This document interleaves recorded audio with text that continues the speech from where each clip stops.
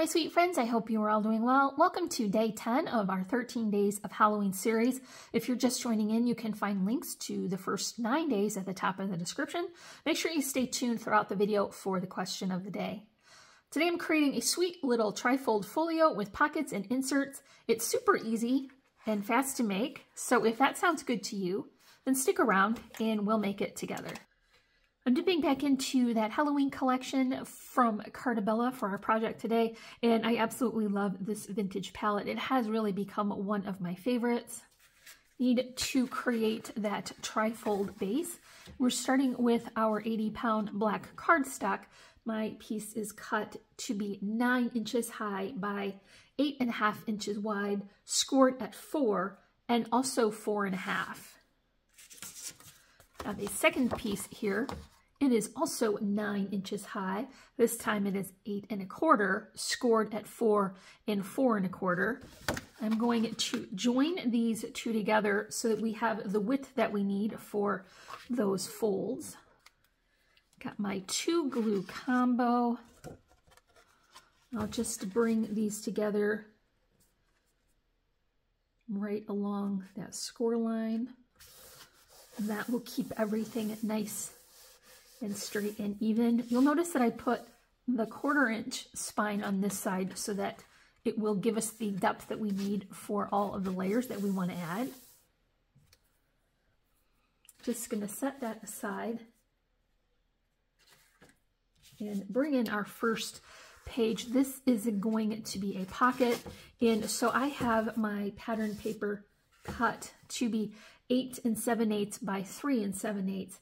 I have a separate piece that is cut 3 high by 5 wide. Got my scoreboard here, and I'm going to score 1/2 inch from the side.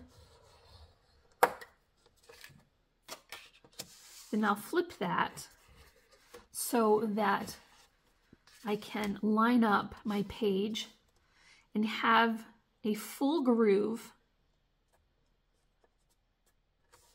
on the side. Put my score line there, and then shift this over as one unit until I have a full groove on this side. Make my pocket score there as well.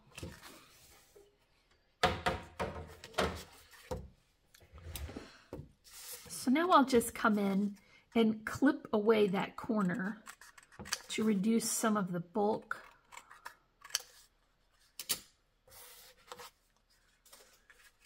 And add my tape to the inside of these flaps, and then position my page into it so that I've got it centered well.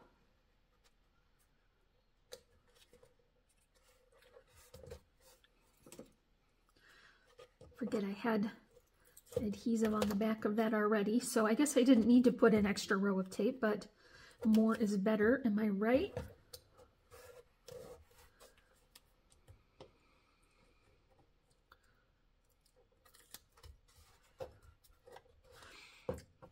This folding technique is going to give you lots of extra room in that pocket, so the inserts that we'll have created will go in there, as well as some additional flat keepsakes or mementos, just things that you want to include with your book but you don't want to adhere down to the page.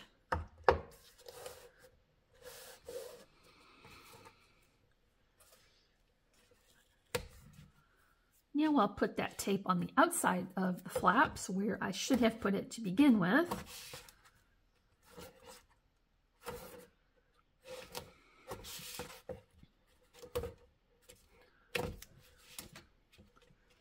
Remove the backing.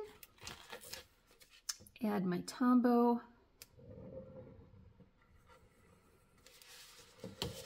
This page is going to get the tombow because of the extra bulk and weight of the pocket. And I'll bring in our base and center this right on the side there. We have a pocket for the other side prepared already. Also have some inserts prepared for these pockets. For this one, it is going to be a cardstock measurement of 8.5 by 3.5, and the pattern paper is 8 3/8 by 3 3/8, and you can add a layering pattern like I did just for a little extra detail. That will tuck right into the pocket. And then I also have one of the 4x6 cut aparts cut to be 3.5 wide. And then a 3x4 cut apart will fit in there as well. So that is 3 inserts for one side. And I have prepared the same for this side as well. This center section, I'm going to add that beautiful sunflower pattern, still 8 7/8 of an inch high by 3 7/8 of an inch wide.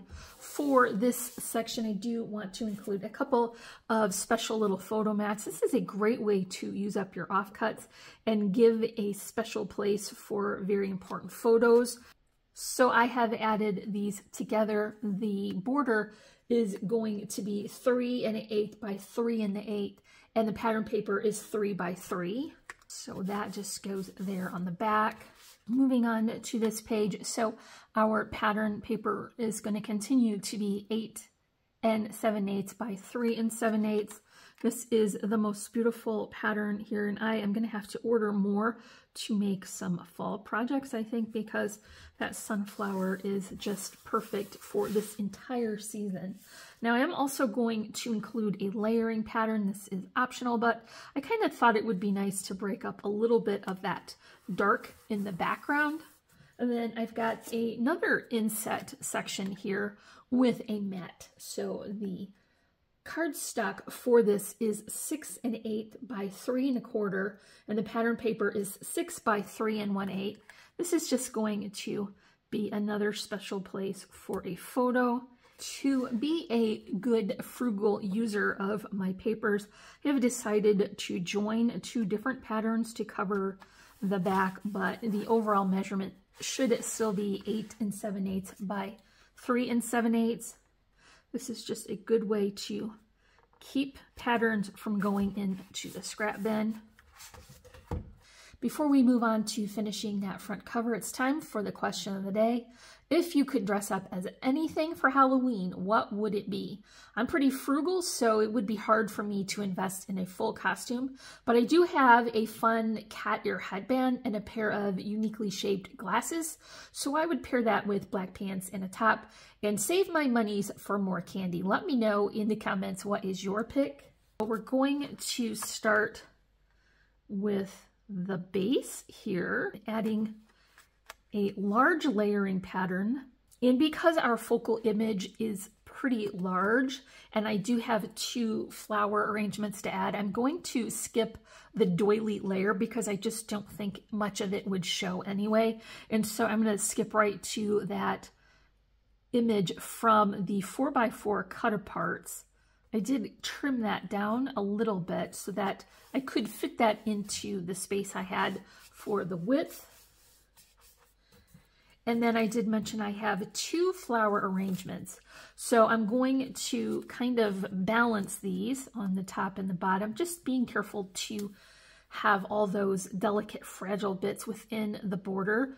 And so I have 2 exact arrangements created with some made by me flowers, some netting and twine. I cut some of the leaves or the foliage out of glitter paper, so that adds a little extra detail.